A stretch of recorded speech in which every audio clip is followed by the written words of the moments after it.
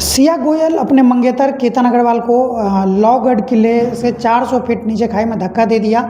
और इसका अब धक्का देने के बाद देखिए, जैसे इसकी हत्या होती तो सो कॉल्ड उन्होंने किया क्या था, उन्होंने इसको धक्का देने के बाद उसको प्रयास ये किया था जो एक्सीडेंट दिखे, पूरा स्टेटस लगाना और भी सारी चीज़ें करना। अब यहाँ पे समझने वाली बात ये है, देखिए जब आप पहले अपने प्रेमी के साथ रिलेशन में थे या कैसे भी, तो आपको शादी करने का जो नाटक था उस प्रक्रिया में जाने की ज़रूरत क्या थी।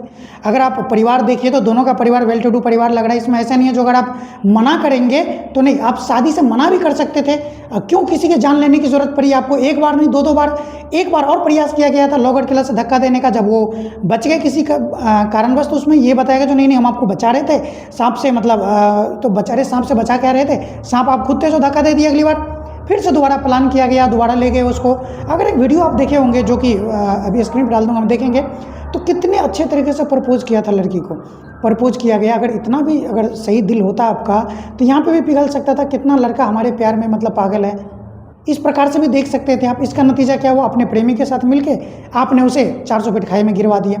बात यहाँ पे ये है, देखिए लड़का की जो है, जो केतन की एक भी गलती, क्योंकि उनको तो ये सब चीज़ क्या उसके पीठ के पीछे रचा जा रहा था वो तो पता ही नहीं था।